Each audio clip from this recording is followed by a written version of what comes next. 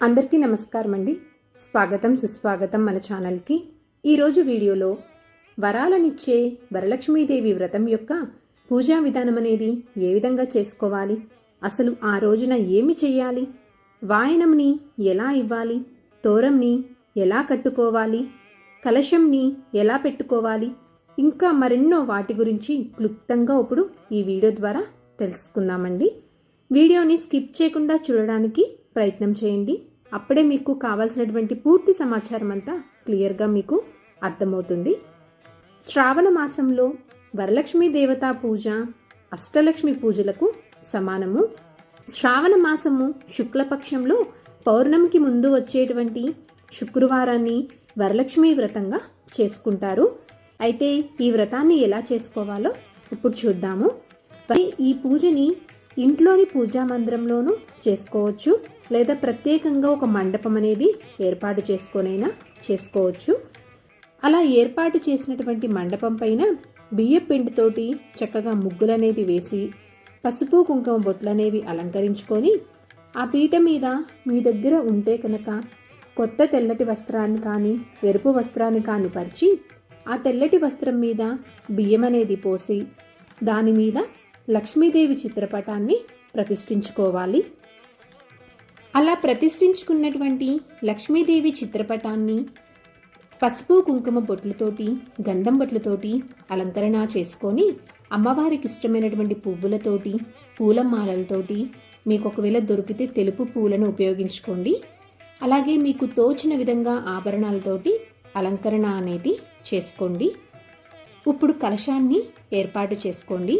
అయితే ముందుగా రాగి కానీ ఇత్తడి ప్లేట్ని కానీ తీసుకొని చక్కగా ఆ ప్లేట్కి పసుపు కుంకుమ గంధమ బొట్లతోటి అలంకరించుకొని ఇప్పుడు అలంకరించుకున్నటువంటి ఆ ప్లేట్ని మండపం పైన ఉంచి ఇప్పుడు దానిలో 5 గుప్పిళ్ళ బియ్యం అనేది వేసి ఇప్పుడు అలా పరుచుకునేటువంటి బియ్యంలోకి కొంచెం పసుపు కుంకుమ వేసి ఒక తమలపాకును కూడా పెట్టుకోండి. ఇప్పుడు ఇత్తడి లేదా రాగి చెంబుని తీసుకొని చక్కగా ఆ చెంబుకి పసుపు కుంకుమ బొట్లనేవి పెట్టి ఒకవేళ మీ దగ్గర కనుక కాసు ఉంటే దారానికి పసుపు రాసి ఆ కాసుని దారానికి కట్టి అమ్మవారికి వేసుకోవచ్చు. ఒకవేళ ఈ సంవత్సరం మీకు కాసు తీసుకోవడం కుదరకపోయినా లేదా మీకు అలా కాసు తీసుకునేటువంటి ఆనవాయితీ అనేది లేకపోయినా మీరు మామూలుగా పసుపు కొమ్ముకైనా దారాన్ని కట్టి వేసుకోవచ్చు. ఇప్పుడు అలా రెడీ చేసుకుని పెట్టుకున్నటువంటి ఆ చెంబుని తమ్మలపాకు మీద పెట్టి దానిలో సగం వరకు నీరు అనేది పోయాలి. దానిలోకి కొంచెము పసుపు కుంకుమ గంధము అక్షింతలు పువ్వులు ఒక నాణము తమలపాకులు కానీ మామిడాకులు కానీ వేసుకోవచ్చు. పచ్చకర్పూరము పరిమళ భరితమైనటువంటి సుగంధ ద్రవ్యాలని వేయాలి. ఇప్పుడు ఒక కొబ్బరికాయని తీసుకొని చక్కగా కొబ్బరికాయకి పసుపు కుంకుమ బొట్లనేవి పెట్టి ఆ చెంబు పైన ఉంచి దానిపైన ఎరుపు రంగు కానీ ఆకుపచ్చ రంగు ఉన్నటువంటి జాకెట్ ముక్కని పెట్టాలి. ఆ తర్వాత గాజులతోటి పూలమాలలతోటి పువ్వులతోటి మీకు తోచిన విధంగా ఆభరణాలు వస్త్రాలతోటి అలంకరణ అనేది చేసుకోవాలి. అయితే ఇప్పుడు తోరాలని ఎలా తయారు చేసుకోవాలో ఎన్ని చేసుకోవాలో చూద్దాము. తెల్లటి దారం తీసుకొని 9 కానీ 5 పోగులు కానీ పోసుకొని అలా పోసుకున్నటువంటి ఆ పోగులకి పసుపు అనేది రాసుకొని పువ్వులతో కానీ ఆకులతో కానీ ముడులు అనేవి వేసుకోవాలి. అవి కూడా మీరు ఒకవేళ 9 పోగులు పోసుకొని ఉంటే 9 ముడులు అనేవి వేసుకోవాలి. అంటే 9 సార్లు కట్టాలి. 5 పోగులు వేసుకుంటే కనుక 5 ముడులు అనేవి వేసుకోవాలి. ఇలా మొత్తము 3 తోరంలని సిద్ధం చేసుకోవాలి. ఇప్పుడు వాయనంని ఎలా సిద్ధం చేసుకోవాలి అంటే కనుక ఒక ఇత్తడి ప్లేట్ అనేది తీసుకొని దానిలోకి 1 కానీ లేదా 2 కానీ బ్లౌజ్ పీసెస్ని పెట్టుకొని ఆ బ్లౌజ్ పీసెస్ మీద 2 తమలపాకులు పసుపు కుంకుమ వక్క అలాగే పండ్లు పూలు ఒక నాణము ఆకుపచ్చ రంగు కానీ ఎరుపు రంగు కానీ గాజులనేవి 1/2 డజన్ కానీ లేదా డజన్నర కానీ పెట్టుకోవాలి. మీ వీలును బట్టి మీ దగ్గర ఉన్న దాన్ని బట్టి. ఆ తర్వాత పచ్చి శనగలు నానబెట్టుకొని ఉన్నటువంటి పచ్చి శనగలని తోరంని కూడా పెట్టుకొని సిద్ధం చేసుకొని ఉంచుకోవాలి. ఇలా అన్నీ సిద్ధం చేసుకున్న తర్వాత ఇంకా ఇప్పుడు పూజని ప్రారంభించాలి. ముందుగా దీపారాధన అనేది చేసి పసుపు, కుంకుమ, పువ్వులు, అక్షింతలు ఆ దీపాల దగ్గర వేసుకొని దీపారాధనకు నమస్కారం అనేది చేసుకొని ముందుగా ఆచమనీయం చేసి ఆ తర్వాత సంకల్పం అనేది చేసుకోవాలి. మనం ఏ పూజ చేసినా, ఏ వ్రతాలు చేసినా ఆ విఘ్నేశ్వరుని ముందుగా ఆరాధించాలి. కనుక ముందుగా గణనాథుణ్ణి ఆరాధించాలి. పసుపు గణపతిని పూజించుకోవాలి. ఆ గణనాథుణ్ణి షోడశోపచారాలతోటి పూజించాలి.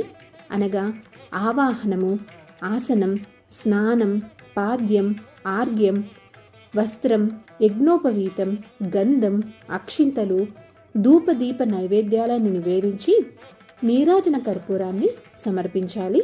ఇలా అన్నీ చేసిన తర్వాత మంత్రపుష్పం అనేది చేసి ఆత్మప్రదక్షిణ అనేది చెప్పుకొని గణనాథుని దగ్గర అక్షింతలు అనేవి వేసుకోవాలి. అలా వేసినటువంటి అక్షింతల్లోంచి కొన్ని అక్షింతలని ఆ గణనాథుని ఆశీర్వాదంగా భావించి కొన్ని తీసుకొని మన శిరస్సు పైన వేసుకోవాలి.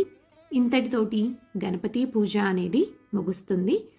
ఇప్పుడు వరలక్ష్మి వ్రతాన్ని ప్రారంభించాలి. లక్ష్మీ అమ్మవారిని కూడా షోడశోపచారాలతో పూజించాలి. ఆ గణనాథుని పూజించిన విధంగానే ఆవాహనము, పాద్యము, ఆర్ఘ్యం, ఆసనం, స్నానం, వస్త్రం, యజ్ఞోపవీతం, గంధం, అక్షింతలు, ధూపం, దీపంలని సమర్పించాలి. ఆ తర్వాత ఆ అమ్మవారికి అదాంగ పూజ అనేది చెయ్యాలి.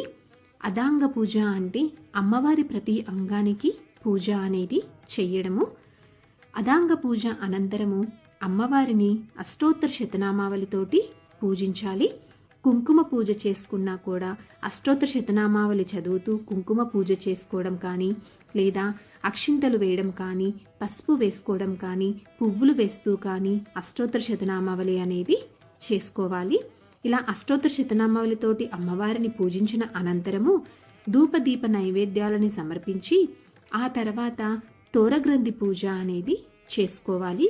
మనం ముందుగా తయారు చేసుకుని ఉంచుకునేటువంటి తోరాలని అమ్మవారి దగ్గర పెట్టి ఆ తోరాలకి అక్షింతలు, కుంకుమ వేస్తూ ఒక్కొక్క ముడి దగ్గర అక్షింతలు వేస్తూ తోరగ్రంథి పూజ అనేది చేసుకోవాలి.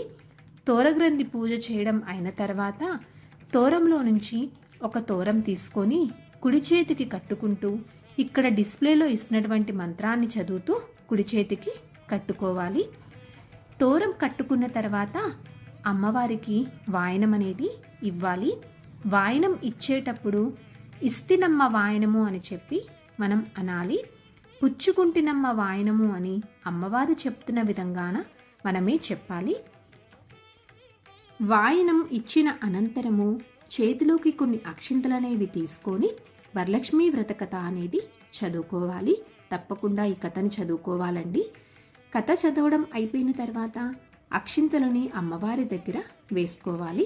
అలా వేసినటువంటి అక్షింతల్లోంచి కొన్ని అక్షింతలని తీసుకొని అమ్మవారి ఆశీర్వాదంగా భావించి మన శిరస్సు పైన వేసుకోవాలి.